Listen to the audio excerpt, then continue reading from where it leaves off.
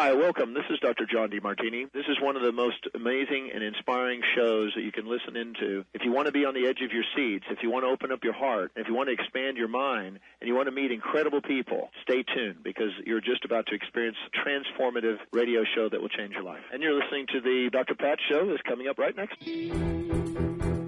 Welcome to the Dr. Pat Show. Talk radio to thrive by. Powerful, inspiring, and coming to you live, bringing you stories of people like you and me, busting through and living life full out. Get ready to dare to wonder what your life would be like if you knew you could not fail.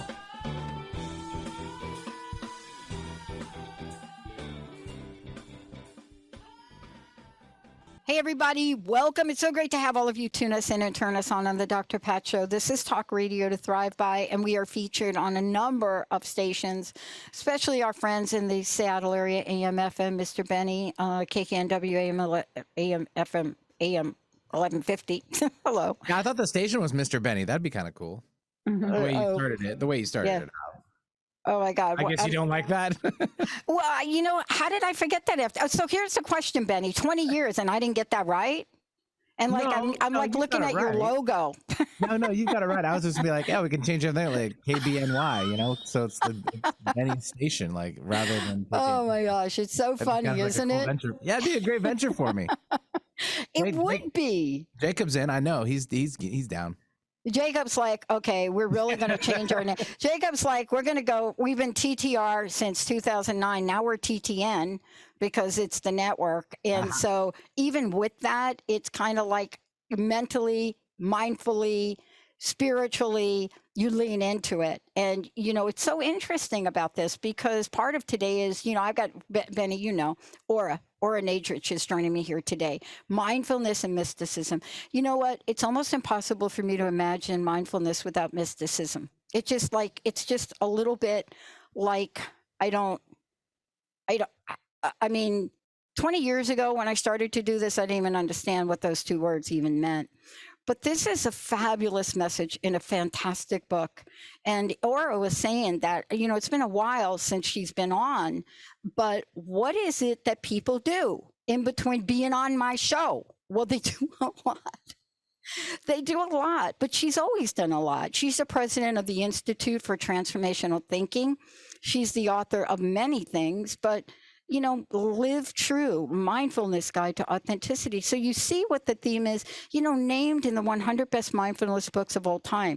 And now you think she's going to stop there? Certified life coach, mindfulness teacher, specializes in transformational thinking. That's why I'm so excited to talk with her today, because I'm going to learn some things. Self-discovery. And I think about this and I think to myself, here we are. And we haven't connected in a while since our last book. Here we are again. And there are two things that I think about. And this is something Linda, myself, and Jessica thought about. We're figuring out a way on a regular basis to bring panels of people back in between their books, like in between their speaking, in between their dog catching, whatever they do. There is a message that we are going to create, especially in our TV launch, because we want to bring panels together because people are hungry and they're hungry for what she does. This book and the journey of this and the forward in the book by the 14th Dalai Lama. And when I think about connecting present moment awareness with higher states of consciousness, isn't this the magic?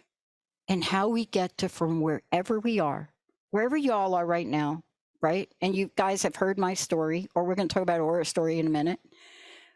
Wherever you are, whatever's in your bank account really isn't you. Whatever you think you are, you're much more than that. And she says it in this beautiful book.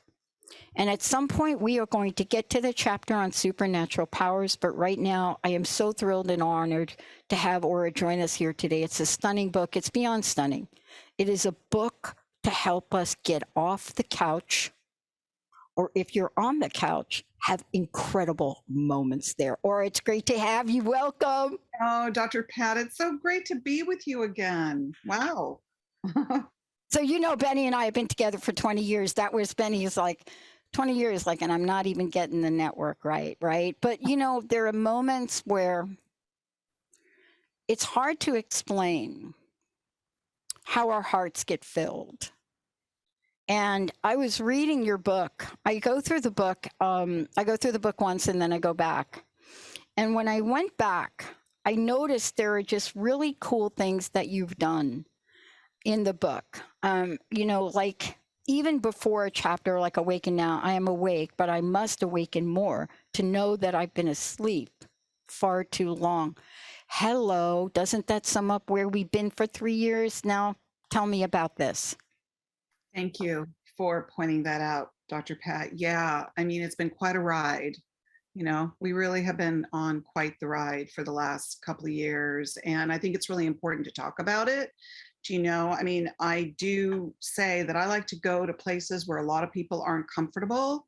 And what I want to say about that is we have to learn how to be comfortable being uncomfortable. Do you know what I mean? It's really important to look at things that have caused us tremendous pain and suffering and confusion and all of those things, because the only way we can navigate the choppy waters of life is to really be able to move through them in the best way possible, in an intelligent way, in a mindful way, in a present way. Do you know what I mean? That's why I love talking about mindfulness, because it brings you into present moment awareness to know exactly what's going on in the moment that you're in right now. Yeah. This is really, for me, when I think about this, and I would love for you to comment on my comment earlier, because I think it's at the core of the book in a lot of ways. And I don't know. I love the cover and I love the back of the book. So I just got to say that. I'm going to hold it up in a minute, unless I think Jacob may have it, but I just got to show everybody. But then we're talking light language, sacred geometry. Of course we are. Thank you, Pat. And I want to shout out to Dimitri, who works with me, who's just a total artist. So, yeah. I have to, you and I need to talk with Dimitri. I've got a few ideas. But I made a comment, and I think I've known this in my life, but I think I didn't understand it. And it is the core essence of the book that I want to ask you about before we dig a little bit deeper. I know today,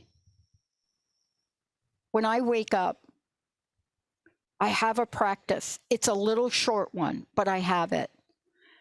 And it brings into being, at my level, from what I know how to do, mindfulness and mysticism.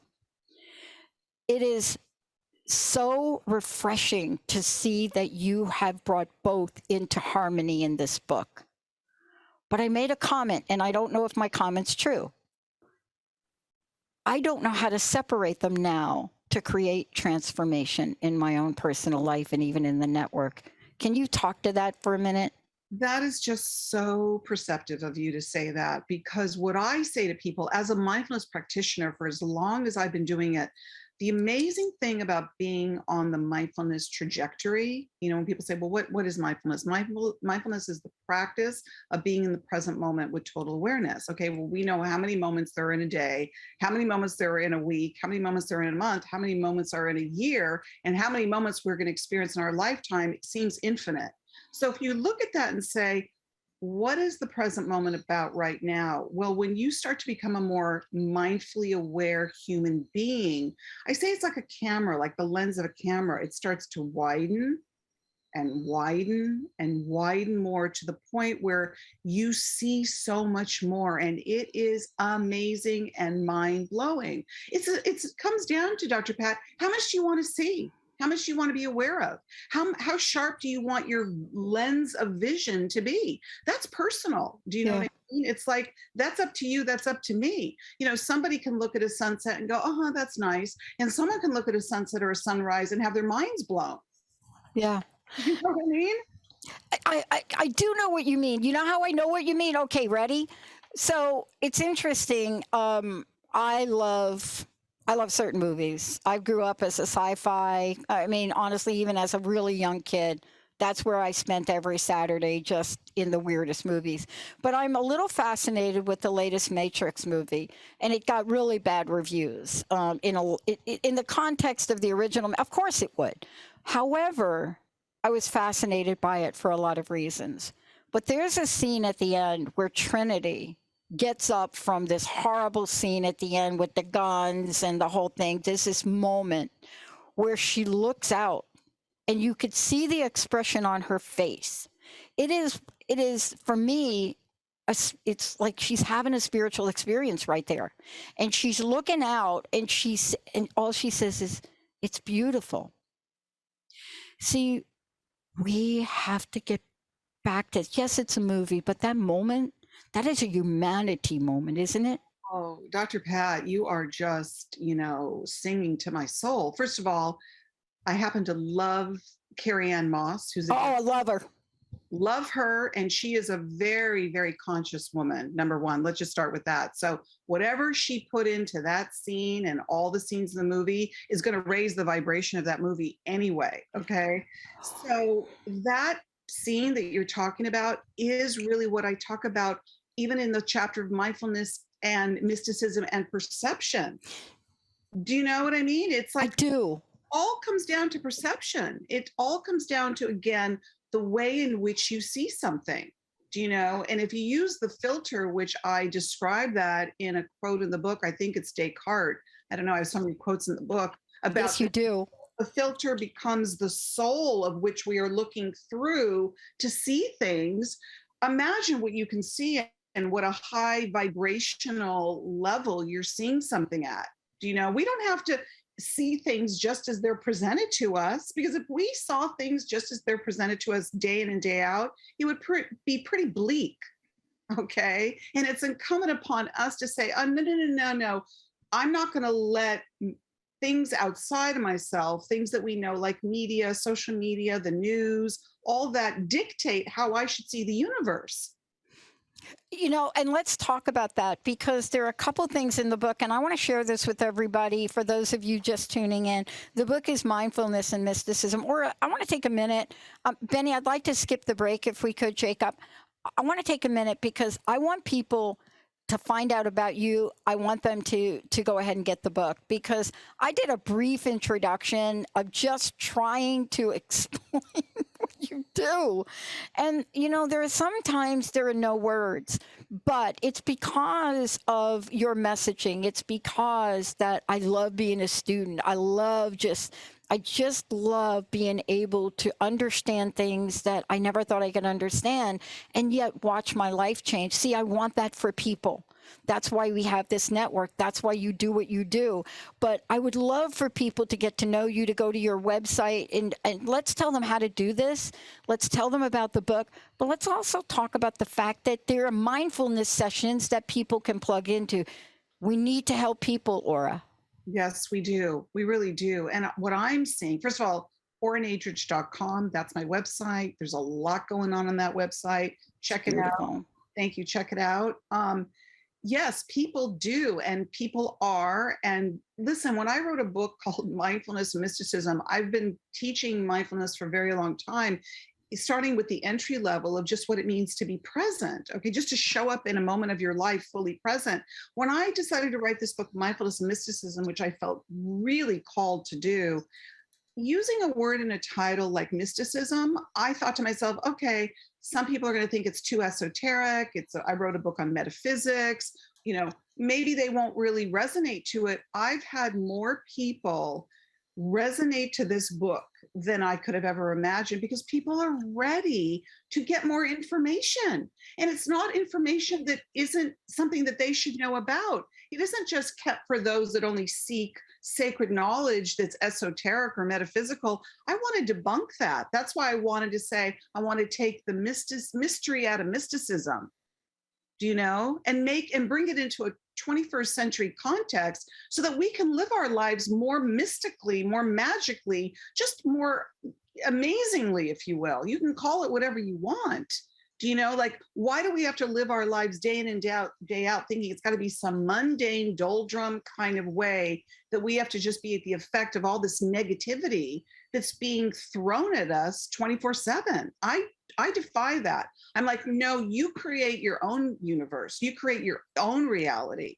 Do you know, it's like, it's not dictated for you. Yes, there are things that are going on in the universe that are very disturbing to us right now, but it isn't coming upon us, which is why I think the book is so timely, to define how we want to see not only our reality play out, but the collective. We're all part of this awakening that's happening right now. Yeah. You know, you could actually, okay, like here's me now telling you what you could do. You ready for this? Fasten your seatbelt. You know, as I went through the book, I thought, you know how you have in the book, and let's talk about the book. In the book, on some of the pages, you have these beautiful messages in red. Thank you for using a color. You can literally pull every one of those out, and that would be a separate book. I don't know how many there are, but they're amazing. When I went through the book, what I was really so struck by is how you take us on a walk, a journey. It's a walk. It's like when I studied with Lakota tradition and Monica, she says, may you walk in beauty. See, and this is what I get from this. May you walk in beauty. And yet you're taking us through and you're giving us some tools. I want to talk about divine thought illumination. Now, I've heard a lot of words and I've heard a lot of phrases in 20 years.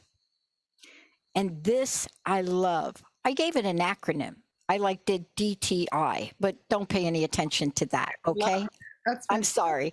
But I just loved it. It's like, I got to remember it, right? I have a little learning different thing. So I have to do DTI, divine thought illumination. And then I went to a place, and you have to help us here, because I think I'm like our listeners. I went to the place, am I going to get there? I had this moment of sadness. And of course, it's in the front of the book. And as I read the rest of the book, I got the answer. But how many people do we want to speak with right now? Look at them in the camera, look at them in the eye, and say, this is you. You are this. What would you say, Ora? Well, you really, said it quite beautifully. This is you, and this is who you are. We are divine beings. We come into this incarnation as divine, perfect spirits that are inhabiting this body. I love the quote by philosopher, mystic Pierre Teilhard de Chardin. We are spiritual beings having a human experience, lest we forget. We are these divine spirits that are inhabiting this body. What do we want this life to be? Just to be at the effect of a more base, kind of dense energy that keeps us stuck in these human experience, and we don't really lift the moments higher and go, wait a minute, there's a lot of magic to this creation. Let me tap into it, which everybody can. And I really also want to say, Dr. Pat, it's not like I'm saying, oh, let's just be like, high out of our minds 24/7 in some altered universe that is just, mind-blowing. That's not what I'm saying at all. I'm saying that we can tap into divine consciousness, whatever that means to you. That's personal, whether it's in a religious context or a spiritual context, whether it's God, divine presence, unity consciousness, source, the absolute, Christ consciousness. You can call it whatever you want. Call it your cat. I don't care what you want to call it. We can tap into this divine knowing of what we're doing here on this planet Earth and live our lives with just a greater sense of intelligence and knowledge and wisdom.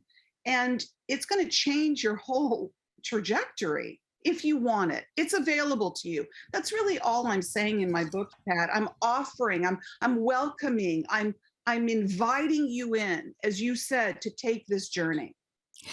You know what I love about this, Ora? It's like, yes, all of that's true, but it's how you do it. I had a mentor a long time ago that said, Pat, you're going to learn in life. One, you can't take a person to a place you haven't gone. But two, it's not so much about like the end game. It's like how you get there. And I studied that in my research for 10 years. And the reason I know that it's this is, may I read again from your book? Please. Okay. Thank you. I step upon the path of the divine. I ask that my soul guide me so that I may live a divine life. I am present and ready to listen. If we could start our day, everyone listening, every day, and have a moment, mine is, I ask God, the divine, thank you. Thank you for this moment. Thank you for today. Please tell me what is mine to do today, because I need guidance. And there'll be days where I have to ask that. But the reason I'm bringing it up is it sets the stage for being and becoming, for everything you said in the book, doesn't it? Absolutely. Yes, it does. And, asking of that guidance, which is so beautiful, even when we're really having a hard time. Do you know what I mean? When we're having a hard time, it's very hard not to have much faith. It's very hard to really not believe that we are actually even in the presence of divine guidance, do you know? And really what that means is that we're in alignment to receive, we're in alignment to, as you said, to listen, to hear. If we ask the questions, what is my understanding today? What am I meant to know today? Yep. How can I be in service today? How can I get through the day? How can I just get through the day better?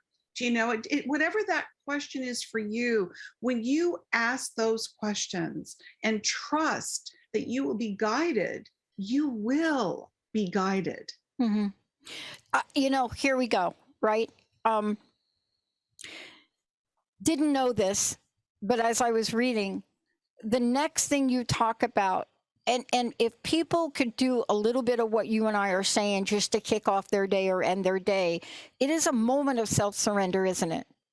It is a moment of humility to be able to step back and be open and receive.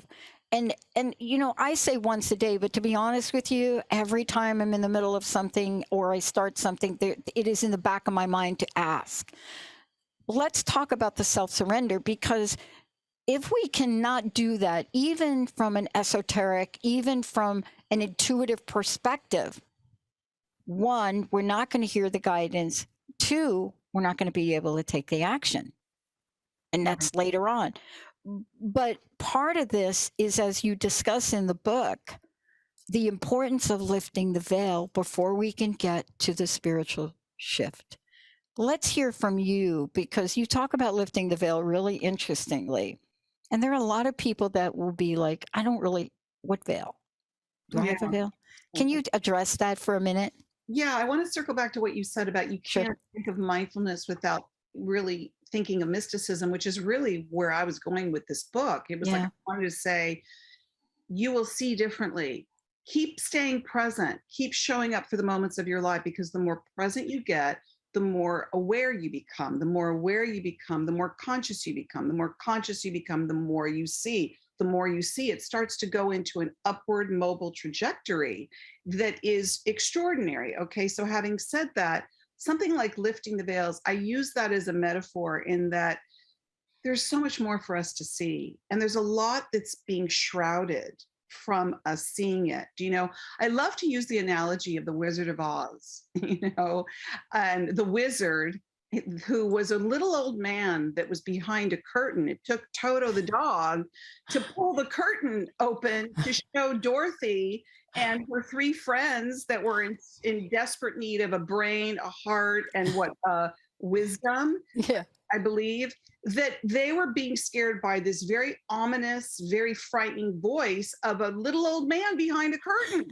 And unless Toto hadn't pulled that curtain open, they would have thought that it was some entity that was greater than them, that was some, masterful entity that was to be feared and that they would have to follow, and that's a very powerful image, the whole idea of what the Wizard of Oz was showing us. We all love the movie and we were cheering for Dorothy, to get back to Kansas and wake up from this dream. But I use that as a metaphor because that's a perfect example of the veils that I'm talking about. Push back the veil, lift the veil, look at something that's being presented to you and ask yourself some questions. Does this really seem truthful to me? is this real for me? What is my intuition telling me right now? My intuition is telling me that what I'm seeing or what I'm being told to see or what I'm hearing is not resonating to my inner barometer that it is true. Do you know? That's lifting the veils. And the more you question, the more you probe, the more you don't just accept what is readily told to you is gospel. It's incumbent upon all of us to find out what is the truth around us, just like, happened in The Wizard of Oz. So I love that metaphor. I think it really speaks volumes about how before you're so quick to believe something is what it's telling you it is, Yep. might just not be true. I love this.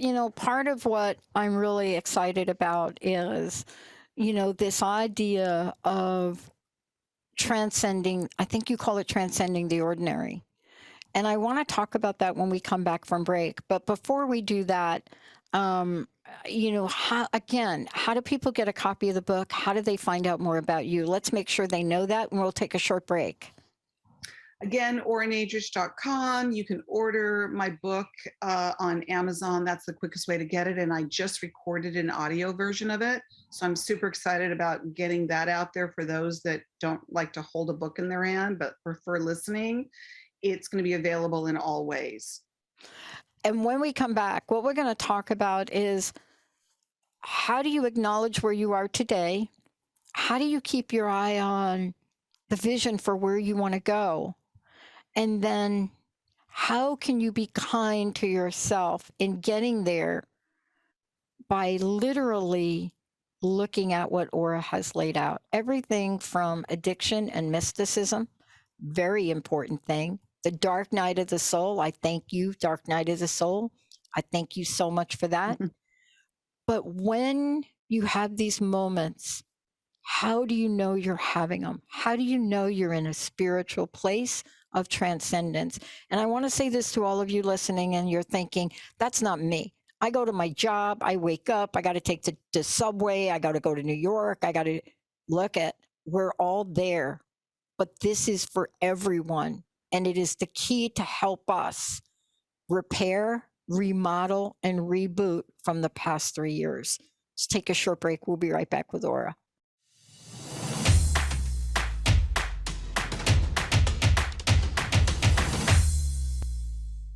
Let me digress, Benny.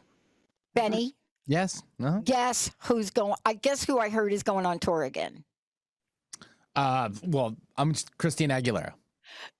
Yeah, she's on tour. Her, Stevie That's Nicks. how much I know. But really? the big guy, Yellow Brick Road guy, Elton John. Well, he's been on tour too. He doesn't stop, but this is now, I think he's calling it, or you're going to relate to this, right? This is so related to what we're talking about. The final farewell, final tour. He's been doing the final farewell, the final farewell tours. It doesn't end. Oh You're right. my God. I'll leave it at that. Oh my gosh. Why doesn't he just call it the never-ending tour? That's The never-ending Yellow Brick Road. Hello. No. Oh my God. Okay, so we could have a whole conversation about what's your favorite song on that. What's your so Dirty Little Girl maybe, or Funeral for a Friend. Okay, let's not. But all of this, so, or one of the things that I love is when I'm reflecting on the book, and there's so much in it, and I know we're not going to get to all of it today, but I am so really honored by the way that you take us and remind us gently of the human spirit. And then I started to read about the book, right? I mean, so I'm going to read again, Benny. It says, my spirit breathes life into me each day, each and every day. I acknowledge it, I listen to it, and I allow for it to guide me in all that I do. When I do that, everything lines up. When I don't do that, crazy town happens. Yes. I say Pat, Dr. Pat, love calling you doctor because you are. And you're the doctor of definitely transformation going on today. That's for sure. Thank you. Is to take a spiritual pulse. To start your day taking a spiritual pulse. How do we check in with ourselves? When I say a spiritual pulse, some listeners might go, what is she talking about? Like what's a spiritual pulse? It's like check in with your spirit and ask your spirit, how you doing? You know, you have a right to ask yourself some questions. How am I doing? How's my spirit doing? How's the spirit that breathes life into my being doing? Do you know, I say in the book, Dr. Pat, what do we remember when somebody's no longer with us, when they've passed on? We remember their spirit. We remember their essence. Remember what breathed life into their body. That's what's happening. You know, Yeah. that's what we're really feeling about someone, is their energy, their spirit. Do you know? So when we listen to our spirit and we take a spiritual pulse and ask ourselves, how am I doing? That's what we want to do. We want to check in with ourselves and find that out. It's very important. I have to tell you this. I love and was surprised and still surprised and still love that I'm reading the book and I get to a point in the book and I say, now she's talking about me and my family. Okay, what? Wait a minute. Intelligent beings, I got that. Awaken, I'm right there. Chapter 17, Addiction and Mysticism. Oh my God. And I got here.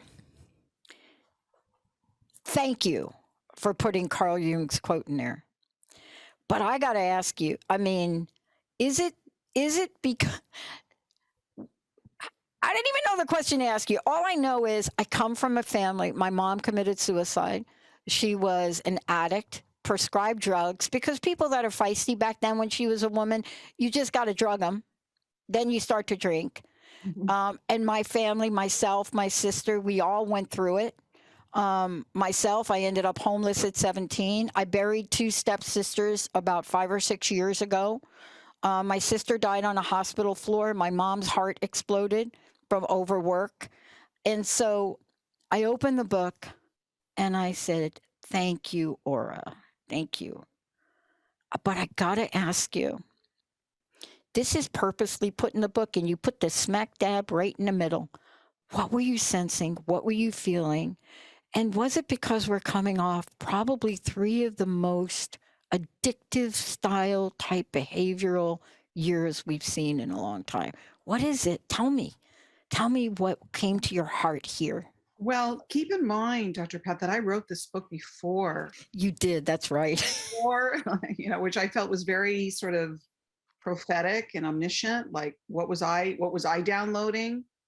You know, what was coming to me? I was like, you know, I think I'm going to take this journey myself into going deeper, taking a deeper dive into what it means to be in present moment awareness. You know, and I went all in. You know, I went all in with it. And addiction is huge. And that chapter, I remember what I was feeling when I went into that chapter. I went deep down into what that means, because, you know, pain and suffering is part of the human condition. It afflicts everybody to certain degrees.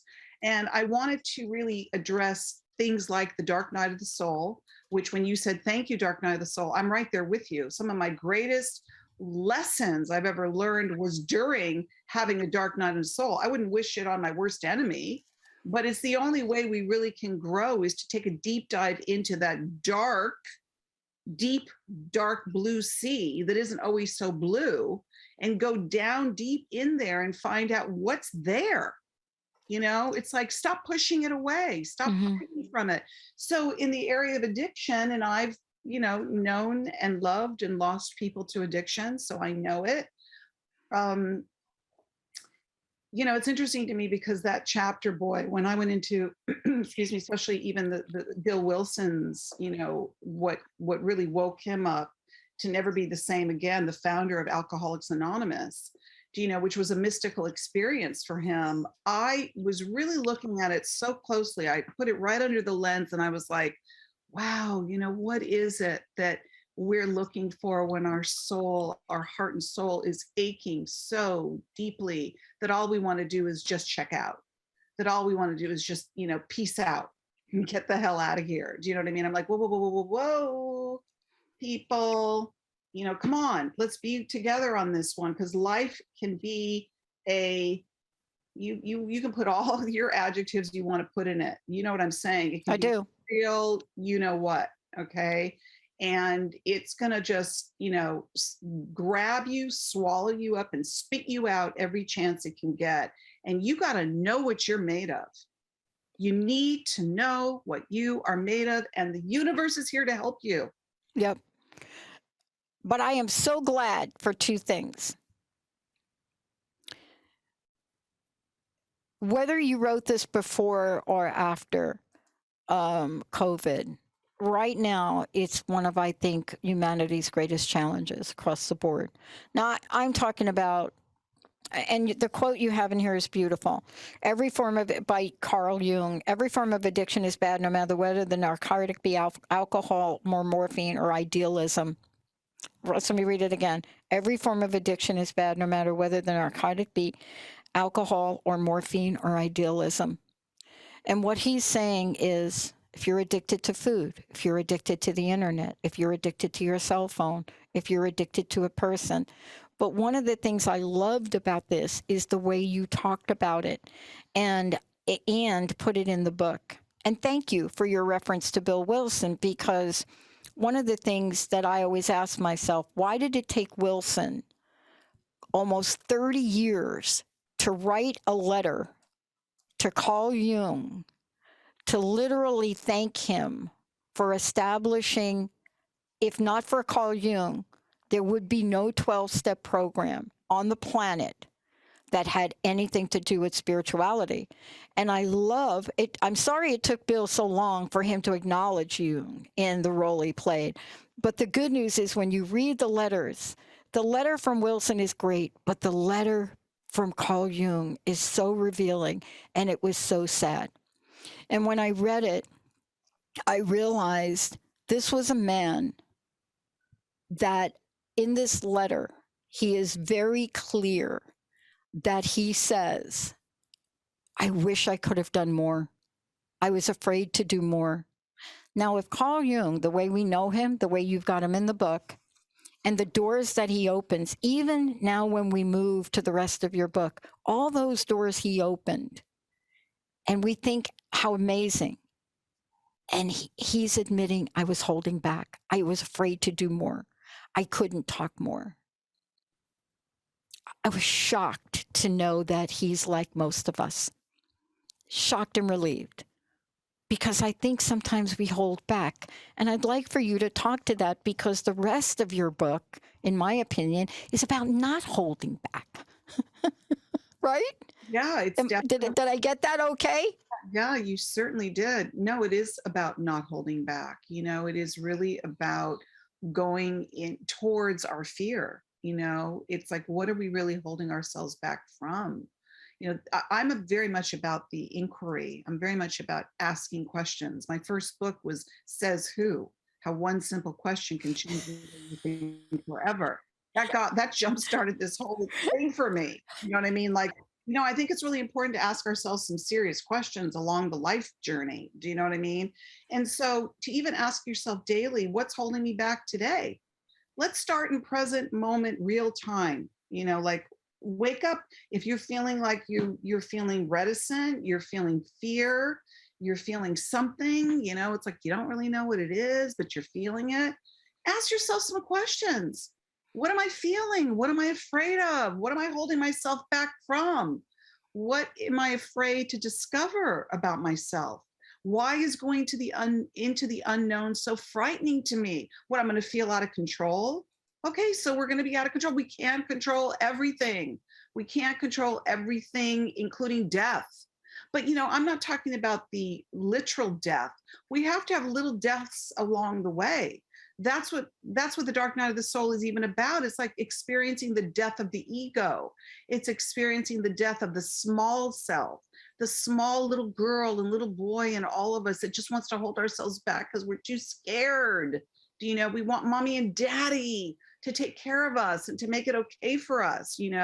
We have to rise and be those people that are empowered, that make powerful decisions for ourselves. So those questions, Dr. Pat, I'm big on asking yourself questions daily.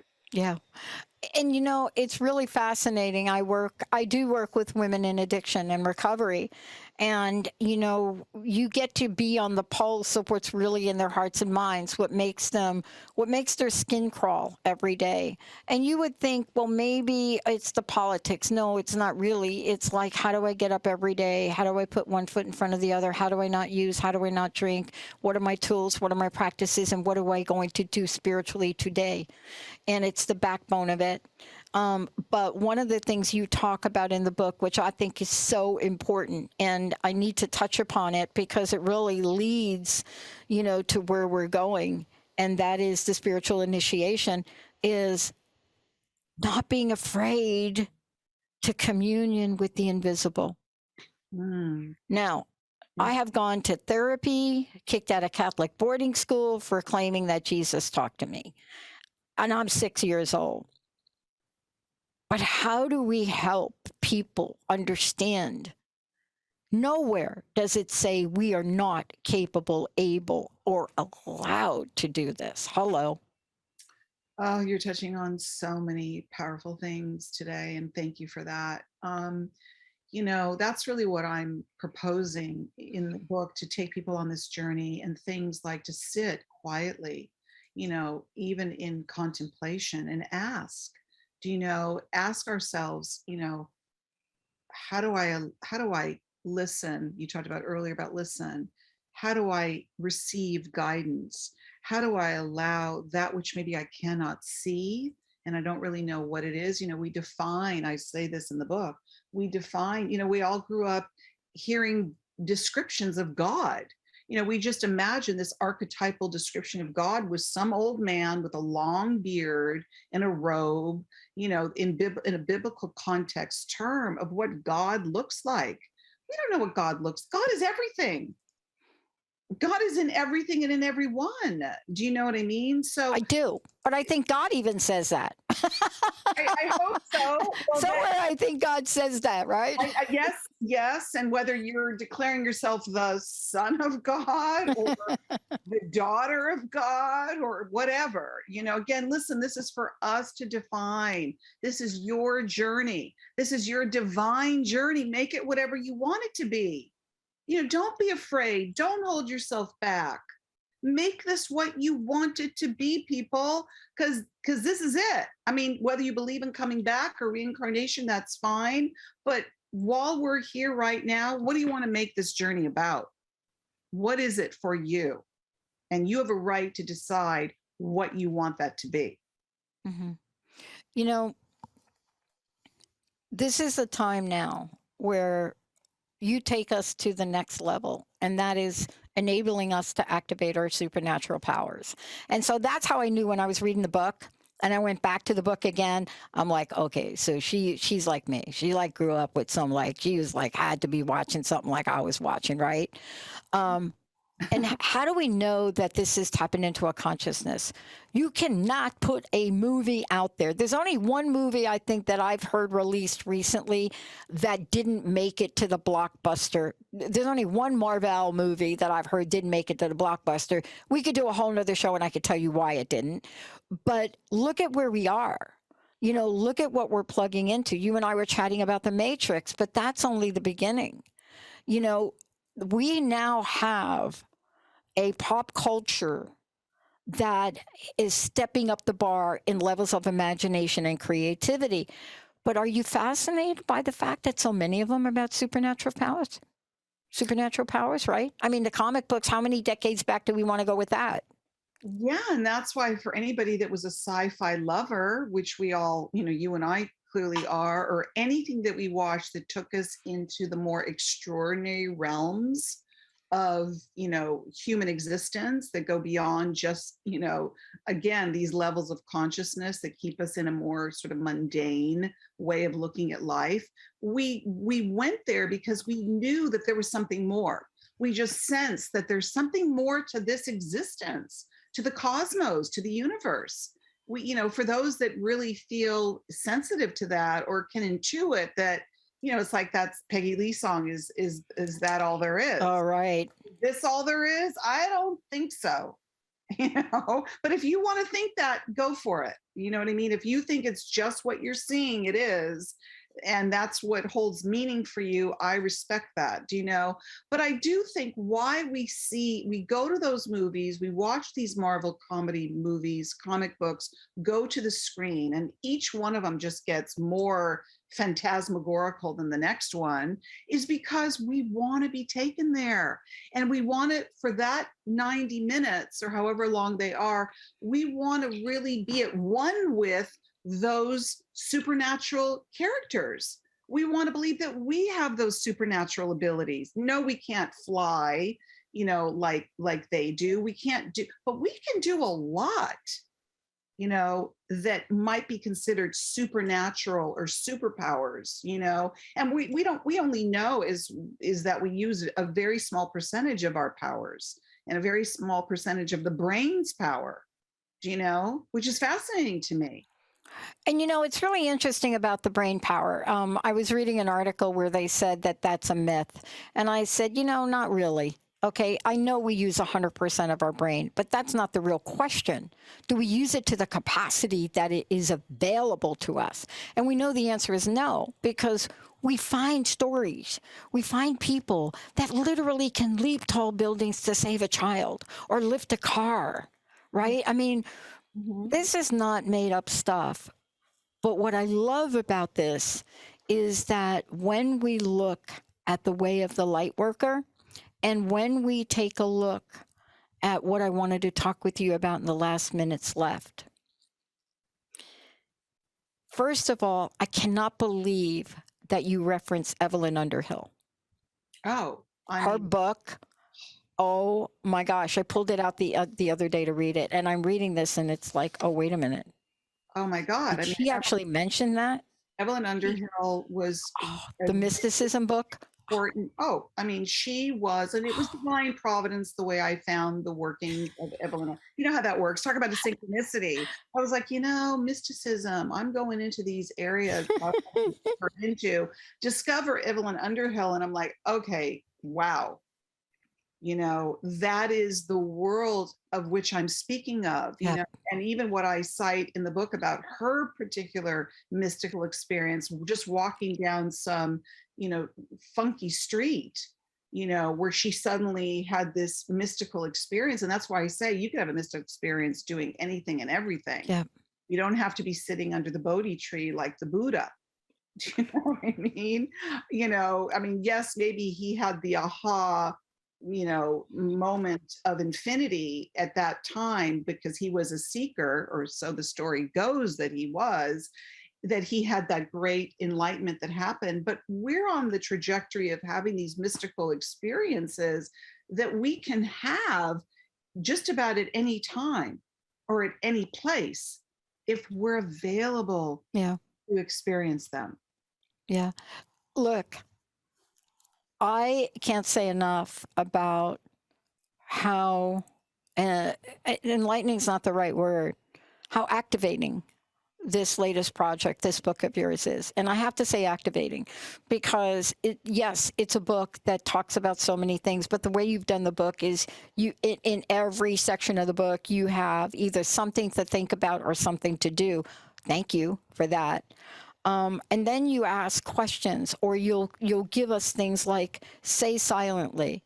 And again, this is another amazing body of work from you. I want to ask you this last thing. First of all, please tell us again how we get a copy of the book, how we find out about you. And then I would love to know your personal message, your vision. What is Ora's vision? Well, first of all, thank you in advance, Dr. Pat, for having me on your fantastic show and really holding space for this conversation. It's been very illuminating to be able to go into these areas with you. So thank you for that. People can go to oranadrich.com, order my book on Amazon, for that immediate delivery that they do because they're taking over the world. So there's that. And as far as my vision, really, my vision or my desire, I should say, that comes from the recesses of my heart and soul is really just to have us all awaken. Just to wake up. Mm-hmm. Wake up from the dream, you know, and really see that this is and can continue to be heaven on earth.